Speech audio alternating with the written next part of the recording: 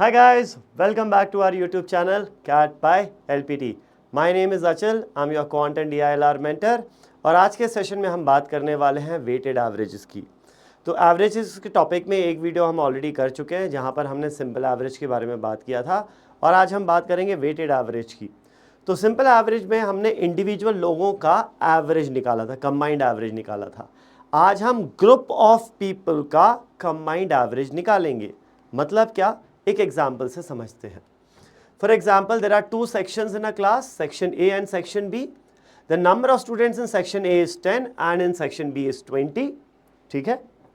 अब एक एग्जाम हुआ, उस एग्जाम में सेक्शन ए के जो स्टूडेंट्स थे उनके एवरेज मार्क्स हैं 40 और सेक्शन बी के जो स्टूडेंट्स हैं उनके एवरेज मार्क्स हैं 50। So these are average marks of section A and section B. अब हम क्या करें, इन दोनों सेक्शंस को कंबाइन कर देते हैं। सेक्शन ए और बी के टोटल स्टूडेंट्स को कंबाइन कर देते हैं। तो टोटल स्टूडेंट्स को जब हम कंबाइन कर देंगे तो लोग कितने हो जाएंगे, लोग हो जाएंगे टोटल 20 + 10 यानी कि 30 लोग हो जाएंगे। और इनका एवरेज क्या होगा, will the combined classes average marks will it be 40 + 50/2, class average 40 + 50/2 यानी 25। क्या ये 25 होगा? नहीं होगा, ऐसा नहीं करना है। जब हम इंडिविजुअल्स की बात करते हैं तो sum of all the marks by 2 कर दो, चलेगा। लेकिन जब हम ग्रुप ऑफ पीपल के एवरेज के बारे में बात कर रहे हैं तब ऐसा सिंपल एवरेज नहीं निकालना है, तब निकालना है हमें वेटेड एवरेज। अब वो वेटेड एवरेज क्यों बोल रहे हैं उसको मैं बाद में आऊँगा उस चीज़ पर, बट वेटेड एवरेज निकलता कैसे है समझो। एवरेज कैसे निकलता है वो ध्यान दो। एवरेज क्या होता है, sum of all the marks divided by number of students. तो भाई सबसे पहले न्यूमरेटर में मुझे क्या चाहिए, कितने लोग हैं, 10 और 20 30 लोग हैं। इन 30 लोगों का सम ऑफ दी मार्क्स चाहिए, टोटल मार्क्स चाहिए। तो टोटल मार्क्स कैसे निकलेगा, बहुत सिंपल है। इन 10 लोगों का एवरेज मार्क्स है 40, तो टोटल मार्क्स क्या होगा 10 × 40 यानी कि 400। सिंपल सी बात है। इन 20 लोगों के एवरेज मार्क्स है 50, तो इनके टोटल मार्क्स क्या होंगे 20 × 50 यानी कि 1000 हो जाएगा। Very very simple. तो सम ऑफ दी मार्क्स क्या हो जाएगा 400 + 1000 यानी 1400 would be sum of all the marks. और उसको डिवाइड करेंगे हम किससे, उसको हम डिवाइड कर देंगे टोटल नंबर ऑफ स्टूडेंट्स यानी 30 से। So your class average will be 1400 divided by 30। ठीक है, क्लास एवरेज क्या हो जाएगा 1400 divided by 30 which is approximately कितना आ जाएगा 140/3। 140/3 हो जाएगा आपका कितना 4 × 46.6666 46.67। और अगर ये सिंपल एवरेज ऐसा निकालते तो ये कितना आ जाता 45 आ जाता। तो देखो सिंपल एवरेज ऑफ एवरेज कर रहे हैं तो 45 आ रहा है, लेकिन एक्चुअली जो कंबाइंड एवरेज होना चाहिए वो क्या है 46.67 है। तो यहाँ से एक चीज़ समझ में आती है, weighted average is not equal to simple average. Class average जो होगा ना वो सिंपल एवरेज के बराबर नहीं होगा। वेटेड एवरेज कैसे निकलता है, वेटेड एवरेज निकलता है sum of all the marks divided by number of students. भाई सेक्शन ए का टोटल मार्क्स क्या होगा, number of students in section A into average of section A. Section B के टोटल मार्क्स क्या होंगे, number of students in section B into average of section B. ऐसा हम आगे के लिए भी कर सकते हैं। N A N B N C क्या है यहाँ पर, number of students. A B C क्या है, average of section A, section B, section C and so on. तो वेटेड एवरेज याद रखना, वेटेड एवरेज या क्लास एवरेज जो कंबाइंड एवरेज है is not necessarily equal to simple average of averages. Weighted average हम इस तरीके से कैलकुलेट करेंगे। अब वो डिपेंड कर रहा है, 2 सेक्शन है तो बस इतना रह जाएगा, 3 है तो ये हो जाएगा, 4 है तो और आगे बढ़ता जाएगा ये। ठीक है, this is how we calculate weighted average. अब इसको वेटेड एवरेज बोलते क्यों हैं वो समझते हैं। तो फिर से एक एग्जाम्पल लेते हैं। 2 सेक्शंस हैं ए और बी। सेक्शन ए और बी में स्टूडेंट्स हैं 10 एंड 15 और एवरेज ऑफ द क्लास क्या है 25 एंड 20। सेक्शन ए का एवरेज 25 है और सेक्शन बी का एवरेज 20 है। अगर मैं सिंपल एवरेज ऑफ एवरेज करता हूं, सिंपल एवरेज ऑफ एवरेज करता हूं तो 20 और 25 का एवरेज क्या आएगा 22.5 आएगा। लेकिन अगर मैं पूरी कंबाइंड क्लास का एवरेज निकालूं तो कंबाइंड क्लास में टोटल स्टूडेंट्स कितने हैं 10 + 15 25 और एवरेज क्या हो जाएगा ओवरऑल एवरेज, ओवरऑल एवरेज होगा 10 × 25 + 15 × 20 divided by number of students 10 + 15, ये आ जाएगा 22। कितना आ गया, ये 22 आ गया। तो ये जो हमारा ओवरऑल एवरेज आया है ना 22, वो क्या हो रहा है, 20 और 25 के एग्जैक्टली बीच से थोड़ा सा राइट साइड में, ये 20 की तरफ ज़्यादा झुका हुआ है। इन दोनों के एग्जैक्टली बीच में नहीं आया, 20 के पास है, 25 से दूर है, इस रेंज में आ रहा है। 25 से दूर है बट 20 के पास है। तो ऐसा क्यों है कि 20 के पास है और 25 से दूर है? That is because the number of students in class B is more than the number of students in class A, इसीलिए। तो ये जो नंबर ऑफ स्टूडेंट्स है ना, ये हो जाते हैं वेट्स। आप इसको इस तरीके से सोचो कि जब हम स्कूल में किसी भी टेस्ट के लिए तैयारी करते थे तो हम देखते थे ना किस टॉपिक का वेटेज ज़्यादा है, किस टॉपिक का कम है। तो जिसका वेटेज ज़्यादा है हम उसकी ज़्यादा अच्छे से तैयारी करते थे, जिसका वेटेज कम होता था उसकी हम छोड़ देते थे या कम तैयारी करते थे। क्यों? क्योंकि भाई जिसका वेटेज ज़्यादा है उस पर ही मेहनत कर लो तो मार्क्स ज़्यादा आ जाएंगे, जिसका वेटेज कम है उस पर कम मेहनत करो या उस पर नहीं भी मेहनत करोगे तो बहुत ज़्यादा फ़र्क नहीं पड़ेगा। सेम चीज़ यहाँ पर है भाई, out of 10 and 15 students B में स्टूडेंट ज़्यादा हैं तो बी का वेटेज ज़्यादा है, इसीलिए जो ओवरऑल एवरेज आ रहा है ना 22, वो 20 से पास है, 25 से दूर है। अगर नंबर ऑफ स्टूडेंट्स चेंज हो जाएं तो क्या वेटेड एवरेज 25 के पास हो जाएगा, 20 से दूर हो जाएगा? चलो देख लेते हैं अगर ऐसा होगा तो। सेम क्वेश्चन, बस नंबर ऑफ स्टूडेंट्स 15 और 10 हो गया, इनका एवरेज वही 25 है और इसका एवरेज 20 है।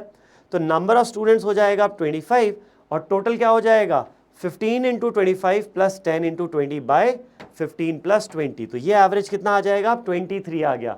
देखो इन दोनों का सिंपल एवरेज क्या होता है 22.5, लेकिन जो एवरेज 23 है वो इस रेंज में आ रहा है, जो ओवरऑल वेटेड एवरेज है वो इस रेंज में आ रहा है। क्यों? क्योंकि इसका वेटेज अब ज़्यादा हो गया है, इसका वेटेज अब ज़्यादा हो गया है। तो ये ध्यान रखना, वेटेड एवरेज में जिस ग्रुप का वेटेज ज़्यादा होगा ओवरऑल एवरेज उसकी तरफ या उससे उस एवरेज की तरफ या उस एवरेज से पास होगा compare to the other average. ठीक है, चलो। तो तुम सोचोगे सर व्हाट इफ ये दोनों बराबर हो जाएं, फिर क्या होगा? क्या होगा फिर? वेल अगर ये दोनों बराबर हो जाएं तो देखो क्या होना चाहिए फिर उस केस में। सोचो, ना इसका वेटेज ज़्यादा ना इसका वेटेज ज़्यादा, दोनों का बराबर वेटेज है, तो ओवरऑल एवरेज क्या आना चाहिए? फिर देखो 10 स्टूडेंट्स मान लेते हैं, इनका एवरेज 25, इनका एवरेज 20 है, इनके एग्जैक्टली बीच का नंबर है 22.5। अब इसका और इसका दोनों का वेटेज ज़्यादा है तो ओवरऑल जो एवरेज है वो 20 के ज़्यादा पास होगा या 25 के पास होगा, क्या लगता है? वेल दोनों से बराबर डिस्टेंस पे होगा, और दोनों से बराबर डिस्टेंस पे होगा तो जो सिंपल एवरेज है ना वही आपका वेटेड एवरेज हो जाएगा। करके देखो, 10 into 25 plus 10 into 20 divided by 10 plus 10, ये 20 होना चाहिए था। टोटल स्टूडेंट्स 20 है ना, 20 होना चाहिए था। तो ये जो वेटेड एवरेज आ रहा है कितना आ रहा है 22.5, which is same as simple average. तो एक मात्र केस होता है जब वेटेड एवरेज सिंपल एवरेज के बराबर हो जाए। कब होता है ऐसा? जब वेट्स जो हैं वो बराबर हो जाएंगे, तब वेटेड एवरेज सिंपल एवरेज के बराबर हो जाता है। और ये सिर्फ 2 ग्रुप्स के लिए नहीं, 3, 4, 5, 10 कितने भी ग्रुप्स होते उनके लिए भी ये चीज़ एप्लीकेबल होगी। अगर सब में नंबर ऑफ स्टूडेंट सेम होते तो ओवरऑल वेटेड एवरेज जो है that would be equal to simple average of averages. ठीक है, चलो। तो बिकॉज इक्वल वेट्स हैं तो weighted average is equal to average of averages. Fine, चलो एक एग्जाम्पल देखते हैं। In a class there are 2 sections A and B. The average marks obtained by students of section A and B are 30 and 40 respectively, मान लेना इसको। If the number of students in section A and B are in the ratio 2:3, what is the average marks of the whole class? तो section A और B की हम बात कर रहे हैं, नंबर ऑफ स्टूडेंट्स 2:3 के रेशियो में है, तो 2x और 3x नंबर ऑफ स्टूडेंट्स मान लेते हैं। एवरेज मार्क्स जो है सेक्शन A के 30 हैं और सेक्शन B के 40 हैं। हमें निकालना है weighted average of the 2 sections combined. तो वेटेड एवरेज कैसे निकलेगा? पहले तो total marks of section A और total marks of section B पता होना चाहिए। तो सेक्शन ए के टोटल मार्क्स क्या होंगे 2x इंटू 30 यानी कि 60x, प्लस सेक्शन बी के टोटल मार्क्स होंगे 3x इंटू 40 यानी कि 120x, divided by total number of students, ये हो जाएगा कितना 5x। तो ये आ जाएगा 180x upon 5x। X x cancels out, 180 upon 5 ये कितना हो जाएगा 36। तो the weighted average of both these sections is 36। अब तुम देखो 30 और 40 का सिंपल एवरेज होता 35, लेकिन जो ओवरऑल एवरेज आया ना वो इस रेंज में आया है। क्यों? क्योंकि यहां ज्यादा स्टूडेंट्स हैं compare to section A, as simple as that. ठीक है, चलो ये हो गया कि अगर तुम्हें एग्जैक्टली नंबर ऑफ स्टूडेंट्स नहीं पता, उनका सिर्फ रेशियो पता है, तो भी हम वेटेड एवरेज निकाल पा रहे हैं।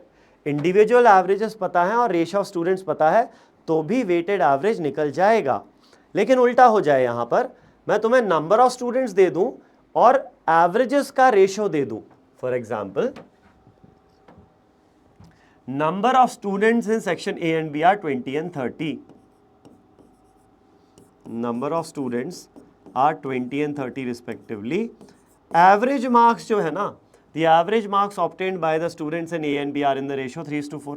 तो average marks हम 3x और 4x मान लेते हैं। तो overall average क्या होगा सेक्शन A और B का combined average? तो weighted average हो जाएगा total marks of section A and B।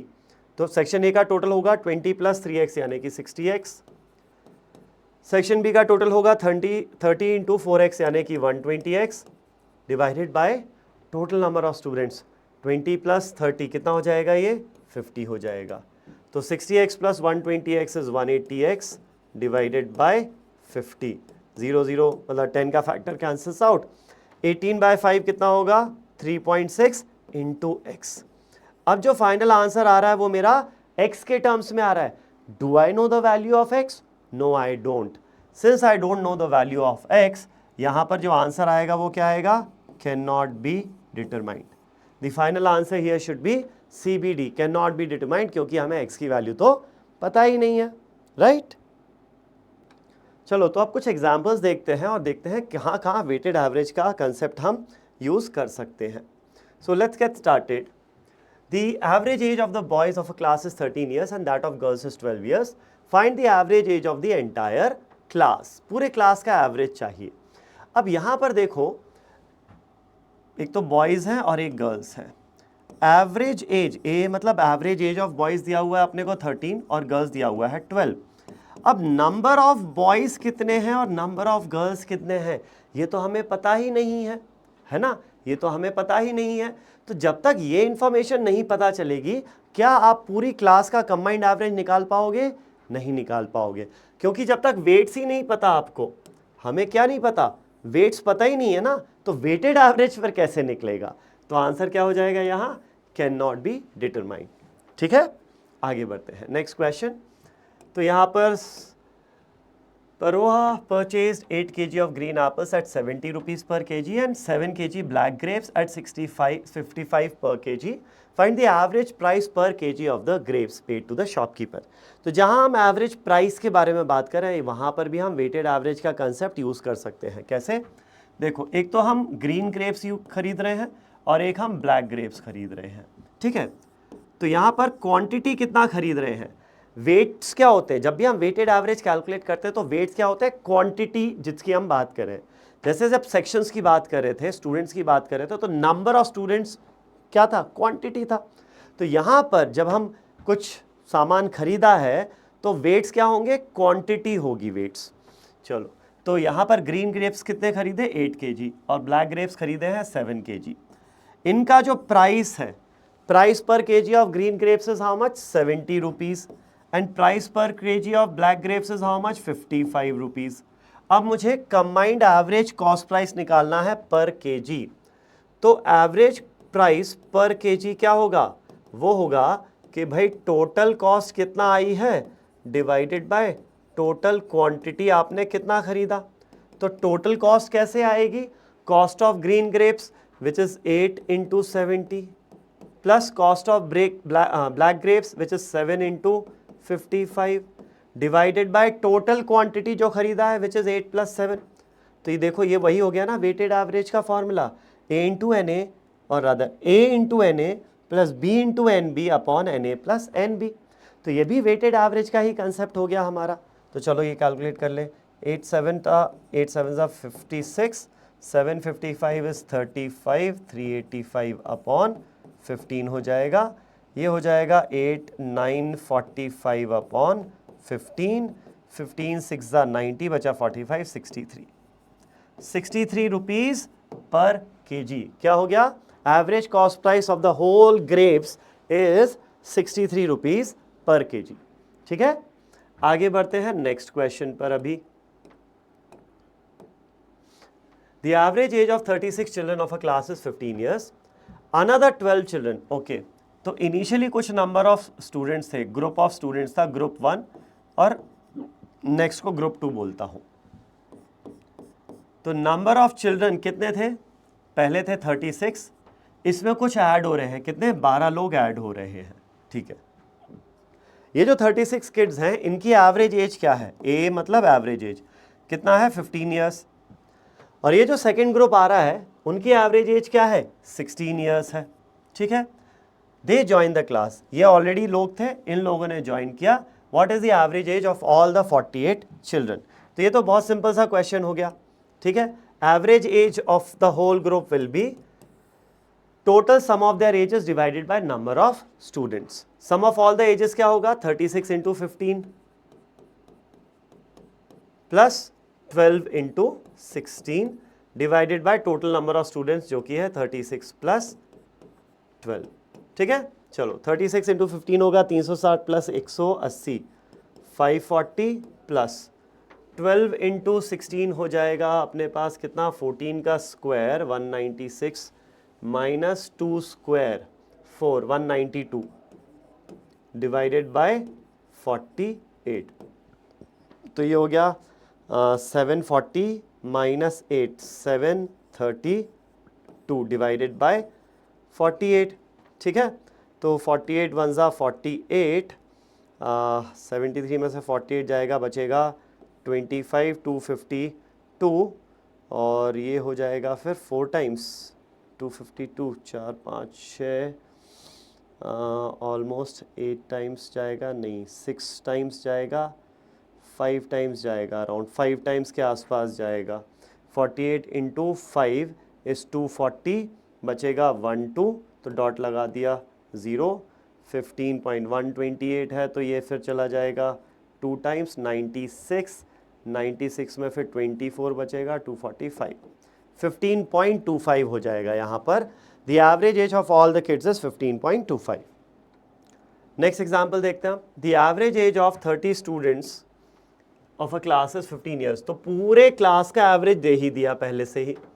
The average age of 20 of them. Okay, तो एक क्लास है उसमें 20 लोग अलग हैं, 30 में से 20 अलग कर दिए तो बाकी बचे 10 लोग। ये हो गए नंबर ऑफ स्टूडेंट्स। इनकी जो एवरेज एज है 20 लोगों की, इन 20 लोगों की एवरेज एज क्या है? 14 ईयर्स है। ठीक है, तो हमें निकालना है ये बाकी 10 की एवरेज एज क्या होगी, ताकि जो पूरा ग्रुप है इसकी कंबाइंड एज क्या है? Combined average age is 15 years. तो हमें पता है भाई यहाँ पर कंबाइंड एवरेज एज जो है 15, वो कैसे आती है? Total age of these people plus total age of these people divided by total number of student जो कि है 30। इनकी टोटल एज क्या होगी? 20 इंटू 14 यानी कि 280 प्लस इसको अगर हम x मान लेते हैं तो इनकी टोटल एज हो जाएगी 10 इंटू एक्स 10x। तो 15 is 280 plus 10x bye 30, simple सा है। सो 30 इंटू 15 हो जाएगा 450 which is equal to 280 plus 10x। 10 का फैक्टर सब जगह कैंसल्स आउट। 45 माइनस 28 ये हो जाएगा कितना? 17। तो x की वैल्यू कितना आ गई? 17। तो इनकी एवरेज एज क्या है? 1717 है। सिंपल सा क्वेश्चन था ये भी, इसमें ज़्यादा कुछ डिफिकल्ट तो ऐसा सच था नहीं। आगे बढ़ते हैं। In what proportion must rice costing 18 per kg be mix with rice costing 22 per kg so that the mixture cost 19.5।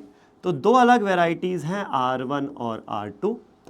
Now quantity के बारे में पूछा है कि किस प्रपोर्शन में मिक्स करें इन्हें। तो लेट्स से इनको A:B के रेशियो में मिक्स करते हैं, मतलब A kg ऑफ राइस 1 और B kg of rice 2 mix करते हैं। जो एवरेज प्राइस है R1 R2 की, R1 की प्राइस क्या है? 18 रुपीज़ पर kg और R2 की प्राइस क्या है? 22 रुपीज़ पर kg। सच दैट जब इनको मिक्स किया तो ओवरऑल जो मिक्सचर बनेगा उसका प्राइस कितना है? 19.5 आ जाता है। ठीक है, 19.5 आ गया ओवरऑल एवरेज प्राइस। तो ओवरऑल एवरेज प्राइस क्या होगा? Total price of first variety plus total price of second variety divided by total quantity. तो total price of first variety कितना है 18A, सेकंड का टोटल प्राइस क्या है 22B divided by total quantity कितना है A प्लस B है। ठीक है, अब यहां पर मुझे A और B की वैल्यू नहीं बतानी है, माइंड यू, A और B का क्या चाहिए, प्रपोर्शन चाहिए, मतलब इसका रेशो चाहिए। ठीक है, तो क्रॉस मल्टीप्लाई कर देते हैं, 19.5A plus 19.5B is equal to 18A plus 22B हो जाएगा। तो 19.5A में से 18A माइनस होगा, 1.5A बचेगा इज इक्वल टू 22B में से 19.5B माइनस होगा, 2.5B बचेगा। ठीक है, 10 से मल्टीप्लाई कर दो तो ये हो गया 15A is equal to 25B, 5 का फैक्टर कैंसिल आउट होगा, 3A is equal to 5B हो जाएगा, B नीचे लेके आओ, A अपॉन B आ जाएगा, 3 इधर नीचे लेके जाओ, 5:3। तो किस रेशो में मिक्स करना चाहिए इन्हें, 5:3 के रेशो में मिक्स करना चाहिए, ताकि ओवरऑल जो कॉस्ट प्राइस पर केजी है वो 19.5 आ जाएगी।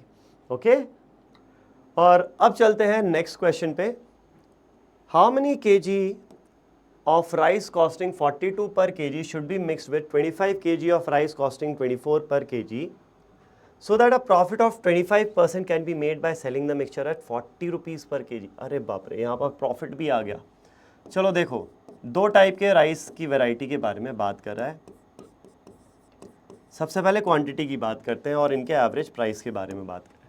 एक का एवरेज प्राइस है 42 रुपीज़ पर केजी और दूसरे का एवरेज प्राइस है 24 पर केजी। तो ये पूछा है how many KG of this variety, मान लो x KG, should be mix with 25 KG of the second variety so that इस मिक्सचर को जब हम सेल करेंगे किस रेट पे, 40 पर केजी, तो ये हो गया सेलिंग प्राइस 40 रुपीज़ पर केजी।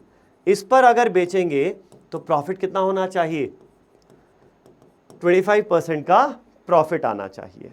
अब अगर 25% का प्रॉफिट आना चाहिए ये दिया हुआ है, तो भाई ऑन एन एवरेज ये जो मिक्सचर हमने क्रिएट किया है x प्लस 25 kg का जो टोटल मिक्सचर है, इसको 25% प्रॉफिट में बेचेंगे तो ये कॉस्ट से ये सेलिंग प्राइस होगा।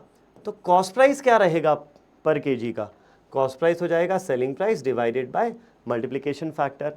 क्या होगा फैक्टर यहाँ पर, 1 प्लस 25% यानी 1/4, ये हो जाएगा 5/4। तो ये आ गया 40/5 इज 8, 8 इंटू 4 इज 32 रुपीज़ पर केजी।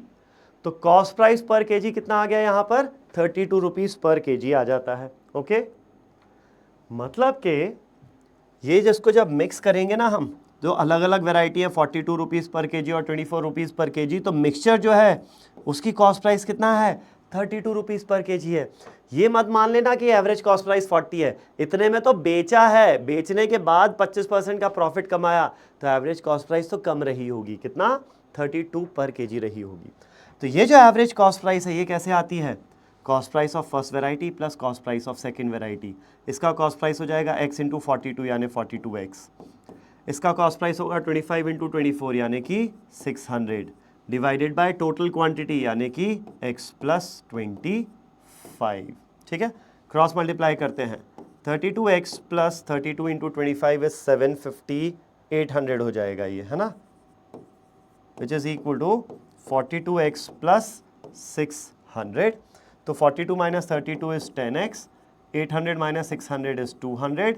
तो यहाँ से x की वैल्यू कितना आ रही है, x की वैल्यू 20 kgs आ जा रही है। तो कितना वैरायटी मिक्स करना था, ये 20 kgs मिक्स करना चाहिए था, फर्स्ट वैरायटी का 20 kg मिक्स करना चाहिए था। और अब चलते हैं लास्ट क्वेश्चन पर। क्या दिया हुआ है हमें यहाँ पर, अ सम ऑफ, अच्छा बाय द वे ये वाला जो क्वेश्चन है ना, ये क्वेश्चन थोड़ा सा हमने लंबे तरीके से ज़रूर किया है, इसको सॉल्व करने का एक शॉर्टकट तरीका भी है, that is your alligation method.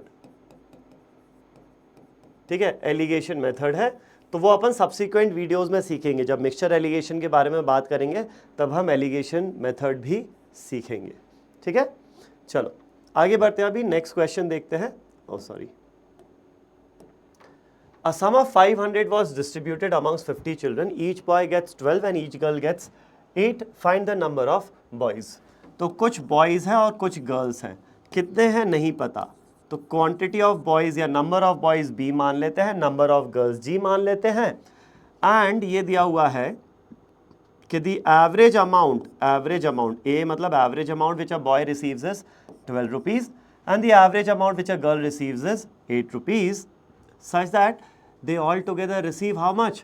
500 rupees. All together they receive 500 rupees. How many of them are there? 50 of them are there. ठीक है, तो यहाँ पर the total amount that boys receive is 12 into B and the total amount which girls receive will be 8 into G. ये total कितना होना चाहिए? 500 होना चाहिए। और हमें ये भी पता है कि number of boys and number of girls कितना है? 50 है। तो आप एक तरीका तो यह है सॉल्व करने का कि आप दो इक्वेशन बनाओ, इन दोनों को सॉल्व करो और आपका सॉल्व हो जाएगा। तो यहाँ पर जब आप सॉल्व करोगे ना तो B आएगा 25 और G भी कितना आ जाएगा? 25। B और G दोनों कितने आ जाएंगे? 25 आ जाएंगे दोनों बराबर। तो आंसर क्या हो जाएगा यहाँ? Option A 25 and 25। बट इसी क्वेश्चन को करने का एक ज़्यादा बेटर तरीका है। क्या तरीका है? देखो, 500 रुपए डिस्ट्रीब्यूट किए हैं टोटल 50 लोगों में, तो 500/50 द एवरेज अमाउंट पर student is how much? 10 rupees. The average amount is 10 rupees and 10 is also the simple average of 12 and 8, है ना? तो वेटेड एवरेज जो आ रहा है 10, that is equal to simple average of averages. ये कब होता है? ये तब होता है when the quantities are equal. Hence the number of boys should be equal to number of girls. तो boys और girls बराबर बराबर हैं, तो 50 का बराबर बराबर डिस्ट्रीब्यूट कर दो, कितना हो जाएगा? 50 and 50 हो जाएगा। It will be 50 and 50। तो ये एक शॉर्टकट तरीका हो गया जहाँ पर हमने ये फंडा यूज़ कर लिया कि weighted average is equal to simple average only in one case, and that one case is the quantities should be equal. ठीक है, तो with this we come to the end of this discussion on weighted averages. In the next video will be covering mixtures and alligation, फिर removal and replacement भी आएगा subsequently. तो if you want to get regular updates about these videos, the 0 to IM series that we are running, please do subscribe to the channel. Thank you guys. Bye.